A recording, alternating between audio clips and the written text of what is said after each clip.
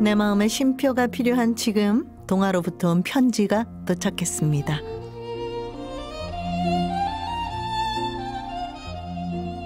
동화로부터 온 편지는 여원미디어와 함께하고 있으며 오늘 소개해드릴 동화는 귀신을 길들인 비형랑입니다.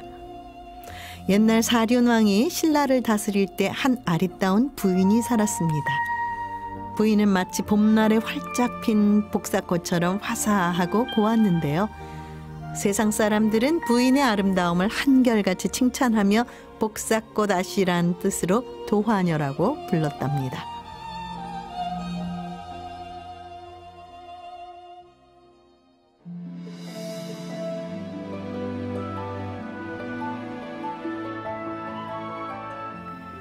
사륜왕도 도화녀의 이야기를 들었습니다. 도화녀가 얼마나 아름다운지 내 눈으로 직접 보아야겠다. 사륜왕은 나라를 다스리는 일보다 아름다운 여인들과 잔치 벌이기를 더 좋아했습니다. 그래서 도화녀를 궁궐로 불러들였지요. 도화녀가 궁궐로 들어서자 복사꽃 꽃망울이 터진 것처럼 주위가 환해졌습니다. 사륜왕은 도화녀의 아리따운 모습에 금세 마음이 끌리고 말았어요. 도화녀요, 참으로 아름답구나. 이제부터 궁궐에 살면서 나의 시중을 들도록 하여라. 하지만 도화녀는 사륜왕의 말을 듣지 않았어요. 임금님이시여, 저는 이미 혼이 난 몸으로 하늘이 정해준 남편이 있사옵나이다. 어찌 궁궐에 들어와 살며 임금님을 섬길 수 있겠습니까? 도화녀의 말에 사륜왕은 깜짝 놀랐습니다. 무엇라고? 내 명을 어기면 어찌 되는 줄 아느냐? 차라리 저를 죽여주시옵소서.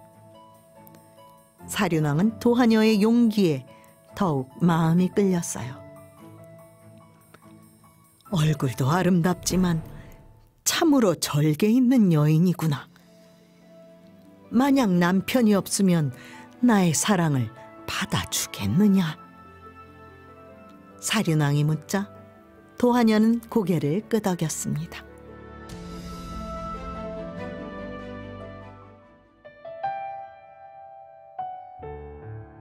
얼마 지나지 않아 나라를 다스리는 일에 소홀하던 사륜왕은 왕의 자리에서 쫓겨났습니다. 그리고 갑자기 세상을 뜨고 말았지요. 2년 뒤에는 도화녀의 남편도 세상을 뜨고 말았습니다. 남편이 죽은 지 열흘째 되던 날 밤, 누군가 도화녀의 방문을 두드렸습니다. 방문을 열어본 도화녀는 소스라치게 놀랐습니다. 나는 이태 전에 죽은 사륜왕이다. 저승에 가서도 너를 잊지 못해 찾아왔노라. 도화녀는 너무 뜻밖의 일이라 부모님에게 가서 여쭈었습니다. 임금님의 명을 어찌 어기겠느냐. 그래서 도화녀는 사륜왕과 한 약속을 지키기로 했지요. 사륜왕은 도화녀의 집에 머물렀습니다. 그러자 오색 구름이 하늘에서 내려와 도화녀의 집 주변을 감쌌습니다. 또 신비로운 향기가 집안에 가득 찼습니다. 이래가 지난 날 사륜왕은 온데간데 없이 사라졌습니다. 도화녀는 아기를 가지게 되었습니다. 배가 점점 불러오더니 10달이 지나서 아기를 낳았습니다. 도화녀가 아기를 낳던 날 하늘이 번쩍이고 땅이 흔들렸어요. 우르릉 쾅, 우르릉 쾅. 마침내 도하녀는 튼튼하고 잘생긴 사내아이를 낳았습니다. 아가 코가 우뚝 솟은 것이 용의 모습을 닮았구나. 장차 용처럼 큰 인물이 되거라. 도하녀는 아기의 이름을 비형이라고 지었습니다.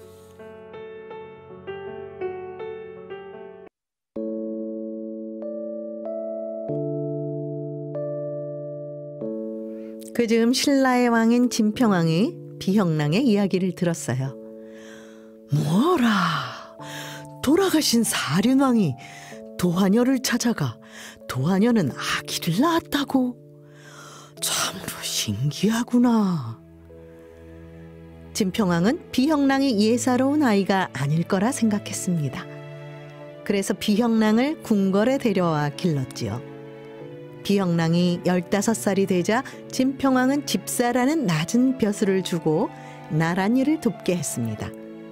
그런데 비형랑은 밤마다 궁궐을 빠져나갔다가 새벽에 돌아왔습니다. 이를 궁금해하던 진평왕이 어느 날 날랜 군사 50명을 보내 비형랑의 뒤를 몰래 밟게 하였습니다. 날이 어두워지자 비형랑이 방문을 열고 나오더니 자기 키보다 높은 궁궐 담을 훌쩍 뛰어넘어 서쪽으로 달려갔습니다. 어찌나 빠른지 마치 발이 땅에 닿지 않는 것 같았습니다. 뒤따르던 군사들은 비형랑을 놓치지 않으려고 안간힘을 써야 했지요. 비형랑이 이른 곳은 황천이라는 개울이었습니다. 여기저기에서 귀신들이 나오더니 비형랑을 반겨주었어요. 비형랑은 밤새 귀신들과 더불어 신나게 놀았습니다. 댕, 댕.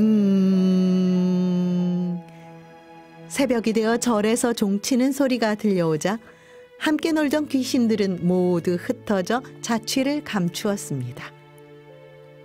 비형랑도 발걸음을 옮겨 다시 궁궐로 돌아왔습니다. 진평왕은 비형랑에게 물었습니다. 내가 밤마다 귀신들을 데리고 논다고 하는데 그 말이 사실이냐? 예, 그러하옵니다. 내 너를 예사롭지 않은 아이라 여겼더니 귀신을 부리는 신통력을 지녔구나. 내가 귀신들을 부려 신원사 북쪽 개천에 탈의를 놓아보겠느냐? 예, 그렇게 하겠습니다. 그날 밤 신원사 북쪽 개천에서는 큰 공사가 벌어졌습니다. 비형랑이 귀신들을 불러 모아 다리를 만들게 하였지요. 귀신들인지라 단단한 돌을 무른 듯이 다듬고 무거운 돌을 가볍게 옮겨 커다랗고 튼튼한 다리를 만들었어요. 사람의 힘으로는 몇 달이 걸려도 될까 말까 한 일을 비형랑이 귀신들을 부려 하룻밤 사이에 뚝딱 해치웠습니다. 다음 날 사람들은 깜짝 놀랐습니다. 귀신이 고칼 노릇이군.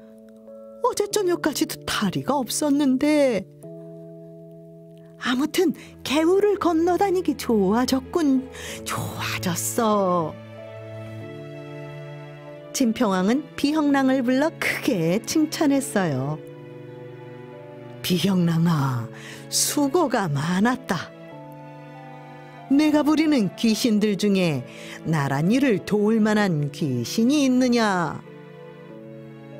예, 길달이라는 자가 있습니다. 진평왕이 길달에게 벼슬을 주고 일을 맡겼더니 과연 게으름을 피우지 않고 일을 잘했습니다. 참으로 충직하고 믿을만하니 오히려 사람보다 낫구나. 진평왕은 길달이 마음에 쏙 들었습니다. 그래서 신하 임종에게 아들이 없자 길달을 아들로 삼게 했습니다. 임종이 길달에게 흑륜산 남쪽에 다락문을 짓게 했더니 길달은 밤이 되면 집에서 잠을 자지 않고 그 문 위에 올라가 잠을 잤습니다.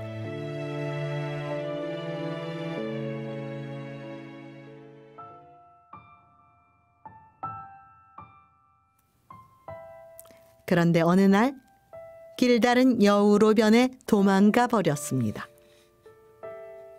이런 고약한 녀석 같으니, 내가 저를 믿었더니 꾀를 부리고 도망을 가? 화가 난 비형랑은 귀신들을 불러 말했어요. 여봐라, 누구든지 여우로 변한 길달을 찾거든 없애버려라. 결국 길달은 비형랑에게 잡혀 죽었습니다. 그 뒤 귀신들은 비형랑 이름만 들어도 무서워 벌벌 떨며 달아났습니다. 신라 사람들은 집집마다 이런 글을 써붙여서 귀신을 쫓았습니다. 성스러운 임금님의 혼이 낳은 아들, 비형랑이 머무는 집이로다. 날고 뛰는 뭇 귀신들아, 이곳에는 머물지 못할 것이다.